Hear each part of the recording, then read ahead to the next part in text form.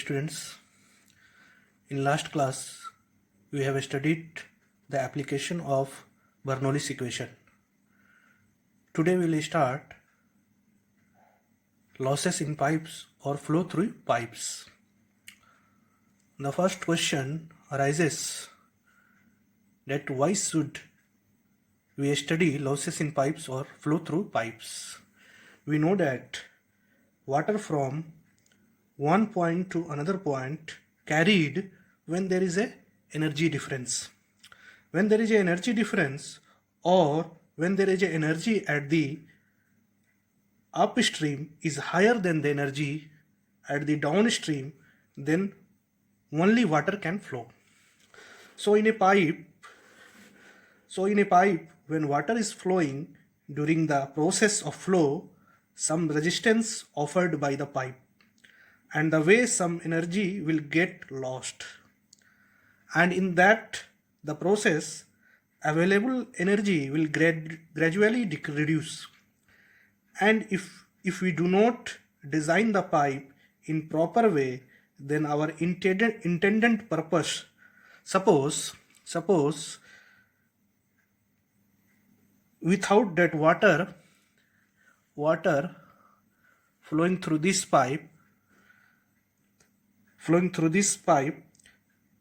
can be carrying up to this point to certain this point.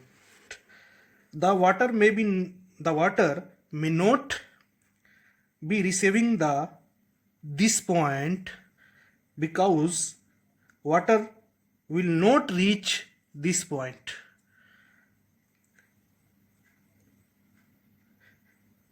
At that point, because required energy may not be available. Similarly, some other problem may rise. Like we know that in a pipe flow, fluid is under pressure. Now in our design purpose, there is another necessary point, that what is the pressure inside this pipe, so that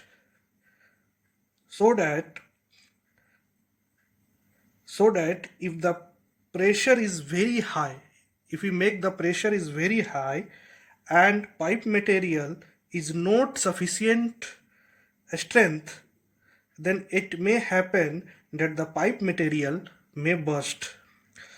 So far, all the design, we should know what should be the pressure inside the pipe, so the pipe material may not burst. So why we will starting this topic, that the pipe flow, what are losses there and how we need to design then sort of pipe flow carry out water from source to destination. So we have understand the why there is a need of a study of losses in pipes, because we have to design the pipe at what pressure the pipe should be designed so this material may not burst, and what are the losses in the pipe so that water or fluid can move from this point to this point easily. So we have understand that why flow through pipes are studies. Now we will move further and we will see that in a pipe flow, a dimensionless number comes in picture which is of great importance, called Reynolds number,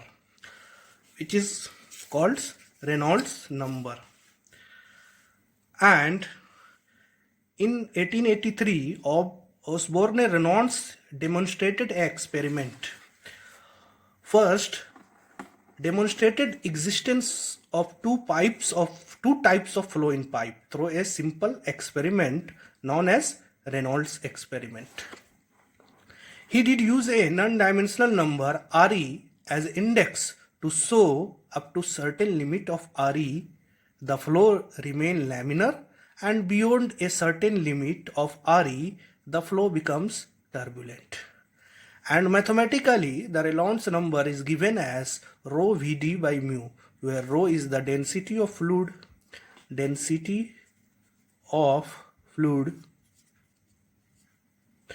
V is average velocity,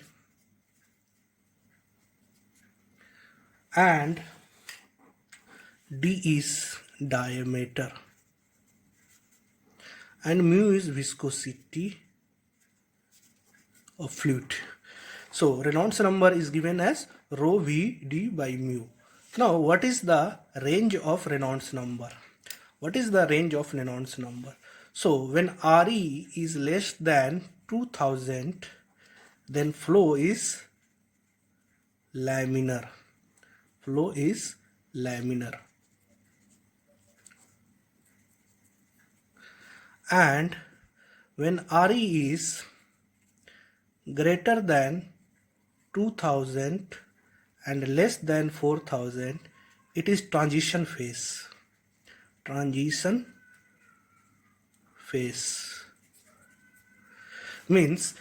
phase means water is fluid is start to converting from laminar flow to turbulent flow, and when Re is greater than 4000, flow becomes turbulent. So for Re is less than 2000, it is laminar. Between 2000 to 4000, it is in transition phase, and greater than Reynolds number, if greater than 4000, then the flow is turbulent. So we have seen this Reynolds number concept.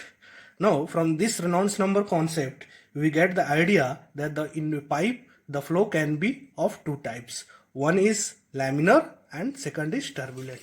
So we will see laminar and turbulent flow. So there are two types of flow, laminar and turbulent flow. So we will see that what is laminar flow is also called viscous flow. Now what is laminar flow? Laminar flow is characterized by a smooth flow of the fluid in layers that do not mix. Means it is a streamline flow. And turbulent flow is characterized by eddies and swirl that mix layers of fluid together. Here I have drawn the picture of the laminar flow and turbulent flow. In the laminar flow, fluid flows layer by layer.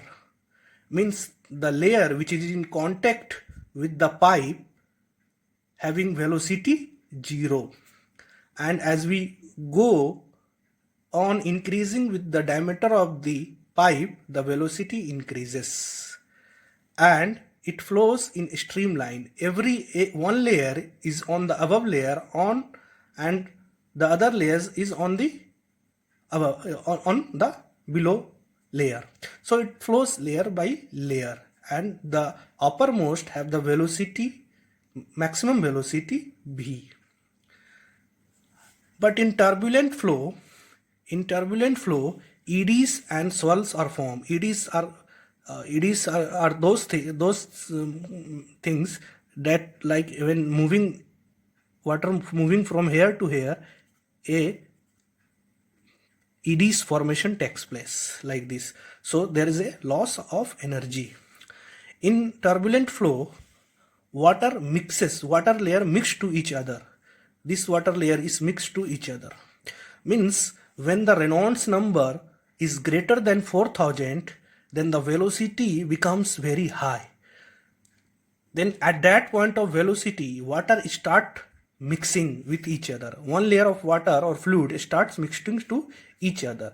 So this type of flow is called turbulent flow. We can easily understand turbulent flow with an example, like if a water is flowing through a nozzle, then the then if we put a sharp thing on the jet, then the water gets distracted. Water starts mixing to each other.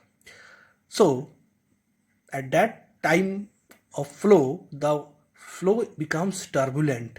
So by creating an obstruction, we can make the flow turbulent. So this is the turbulent flow. Now we will move further and study about the frictional resistance.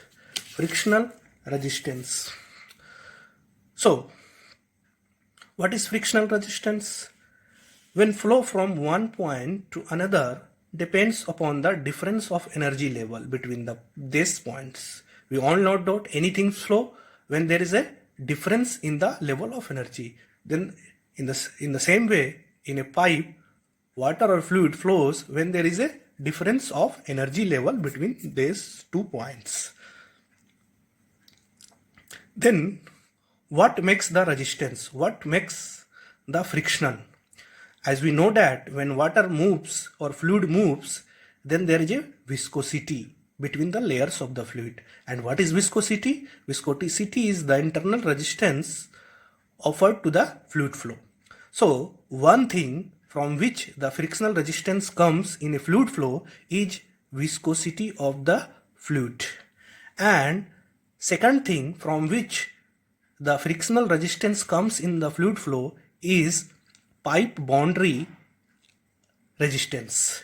That means the fluid and pipe boundary contacts to each other, and that point or the contact in the contact area, the pipe boundary creates resistance to the fluid flow. So the frictional resistance comes in the picture by the viscosity and the resistance offered by the pipe boundary. So fluid need to do work to overcome this resistance. Obviously, for flowing the fluid, fluid have to overcome this resistance, and thus available energy get consumed. Available energy of the fluid is consumed to overcome the frictional resistance. Therefore, estimating head loss in the pipe is of great importance. That means we have to estimate the head loss in a pipe so that the flow can occur. Resistance offered to the flow depends on the type of flow. That means frictional resistance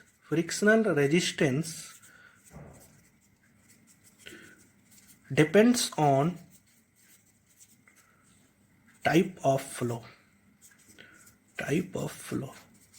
That means if flow is laminar, then frictional resistance is something different, and if flow is turbulent, then frictional resistance is different. But that means in laminar flow and turbulent flow, frictional resistance will be different. So we will move further and we will study about the laws of fluid friction.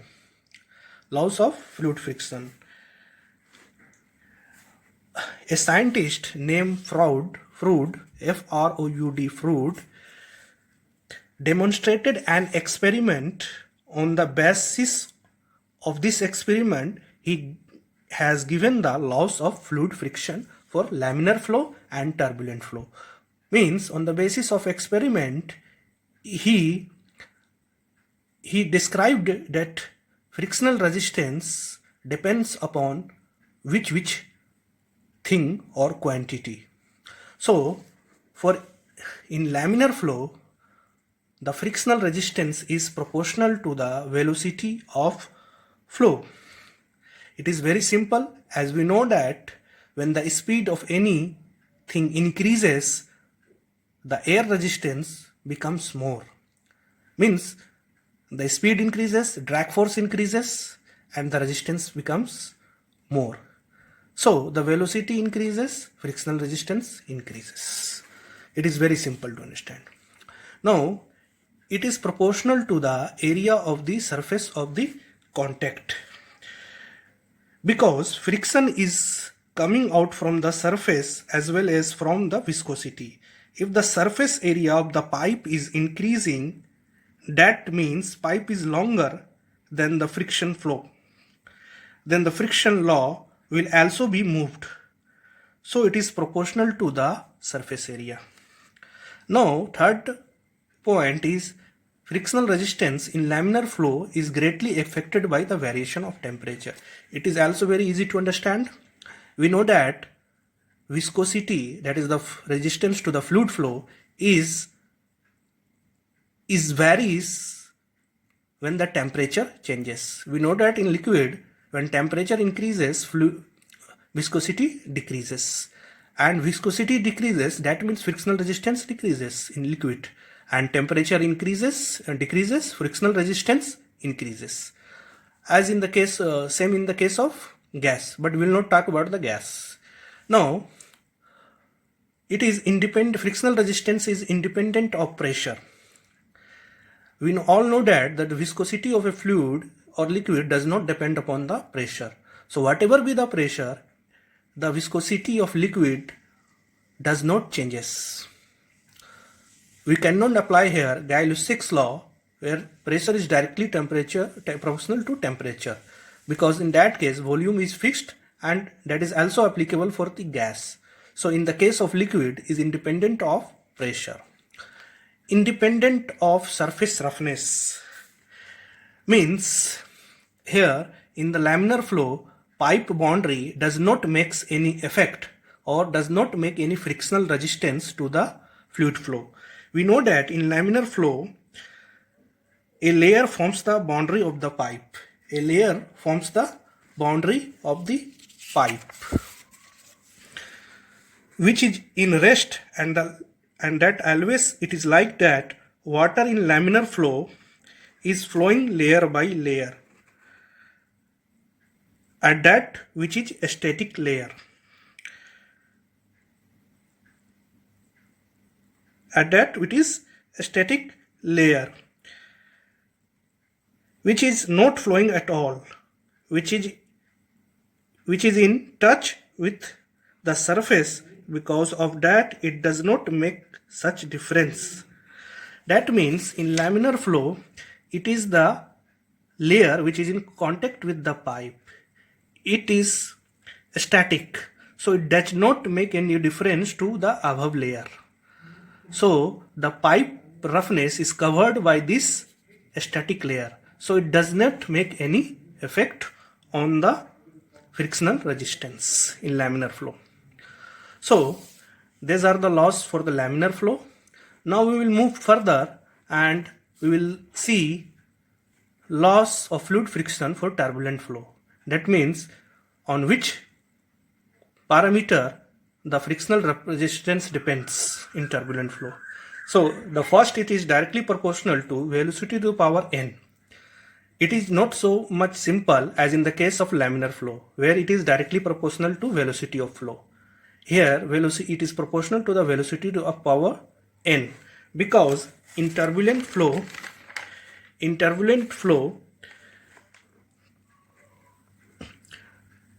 fluid layer mix to each other and the velocity increases. So velocity factors becomes more important. But in where n varies from 1.7 to 2, but generally in calculation we take n is equal to 2.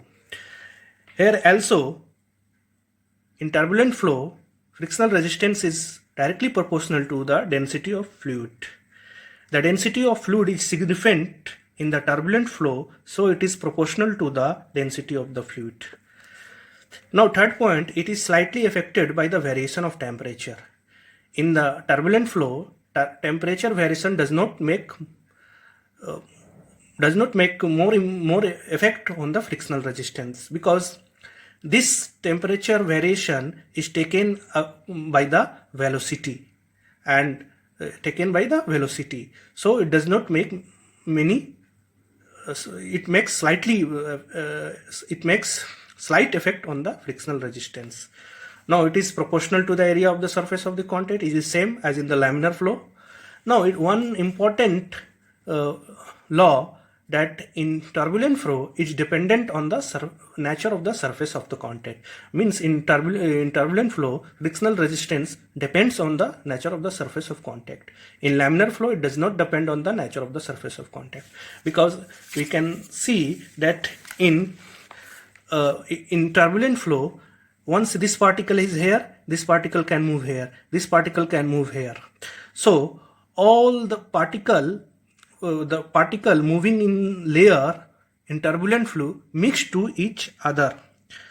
So the roughness of the pipe becomes significant here, because the fluid particle from here moves to this point and this particle moves to this point. So the roughness becomes significant there. In the turbulent flow, it does not flow in layer by layer like in laminar flow. So here boundary layer roughness becomes significant. So it is dependent on the nature of the surface of the contact. So for this lecture, it is time exceeds, and in the next class we will see the types of frictional losses in pipe, and we will derive a Darcy-Weisbach formula. Thank you very much. Hope you are enjoying. Please like my YouTube channel and subscribe it. Thank you.